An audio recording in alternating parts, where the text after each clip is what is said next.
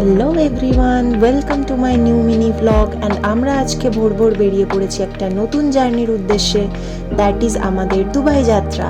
So Kolkata এয়ারপোর্টে immigration and all complete করে বেশ কিছুক্ষণ ওয়েট করার পরে বোর্ডিং টাইম হয়ে গেল। অ্যান্ড আমাদের এমিরেটসের ফ্লাইট ছিল একদম ফার্স্ট আওয়ারে। সো ফাঁকায় ফাঁকায় সব কিছু বেশ হ্যাসেল ফ্রি ছিল। আর সানিকে তো দেখে বোঝাই যাচ্ছে কতটা এক্সাইটেড ও। তো চলো যাওয়া যাক ফ্লাইটের ভেতরে। যাই হোক, তারপর ভেতরে ঢুকে এগিয়ে চললাম আমরা আমাদের রিজার্ভ সিটের দিকে। অ্যান্ড ফাইনালি আমরা বসে পড়লাম আমাদের সিটে। আমি তো প্রচণ্ড টায়ার্ড অ্যান্ড ভীষণ স্লিপি ছিলাম, কিন্তু সানি তো পুরো উল্টো।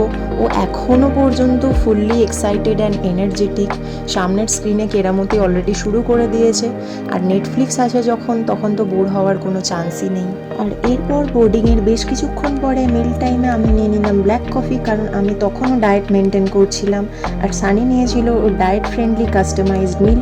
আর এমিরেটসের ফ্লাইটে এটা একটা স্পেশালিটি, যেটার জন্য সবাই একটু বেশি ফেয়ার দিয়ে এমিরেটসের ফ্লাইটটাই প্রেফার করে দুবাই যাওয়ার জন্য। যাই হোক, ফাইনালি অলমোস্ট 5 আওয়ার্সের জার্নি কমপ্লিট করে পৌঁছে গেলাম দুবাই এয়ারপোর্টে। অ্যান্ড ওখানে ইমিগ্রেশন ফর্মালিটি কমপ্লিট করে চলে গেলাম আমাদের লাগেজ কালেক্ট করতে। এরপর আমাদের সমস্ত লাগেজ কালেক্ট করে তাড়াতাড়ি এগিয়ে চললাম নতুন সিম কার্ড কালেক্ট করে এক্সিট গেটের দিকে। অ্যান্ড যেহেতু আমাদের ফাইনাল ডেস্টিনেশনে পৌঁছানোর জন্য অলরেডি গাড়ি পাঠিয়ে দিয়েছিল, তো চলো সেদিকেই যাওয়া যাক। আমাদের অ্যাডভান্টেজ এটাই ছিল যে আমরা এখানে দিনের বেলা পৌঁছেছিলাম, তো নতুন শহরে সব নতুন কিছু দেখতে ভীষণ ভালো লাগছিল। দুবাই সিটি অ্যাকচুয়ালি এত ক্লিন অ্যান্ড গোছানো, ওভারঅল সব কিছু দেখতে জাস্ট দারুণ লাগছিল। আর এই সিটির সব কিছুই এখন আমাদের কাছে যেহেতু নতুন, তো একটা আলাদা ভালো লাগার এক্সাইটমেন্ট কাজ করছে অ্যাজ ইউজুয়াল। যাই হোক, এইভাবেই অনেক হোপ অ্যান্ড এক্সাইটমেন্ট নিয়ে এগিয়ে চললাম আমাদের ফাইনাল ডেস্টিনেশনের দিকে।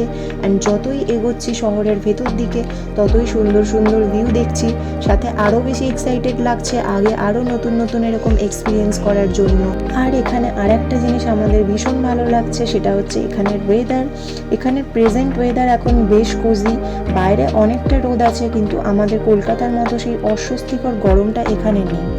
তো এইভাবেই ওভারঅল সব কিছু এনজয় করতে করতে পৌঁছে গেছি অলমোস্ট আমাদের ফাইনাল ডেস্টিনেশনে। তো আজকের ব্লগ এখানেই শেষ করলাম। নেক্সট পার্টের জন্য স্টে টিউনড এভরিওয়ান।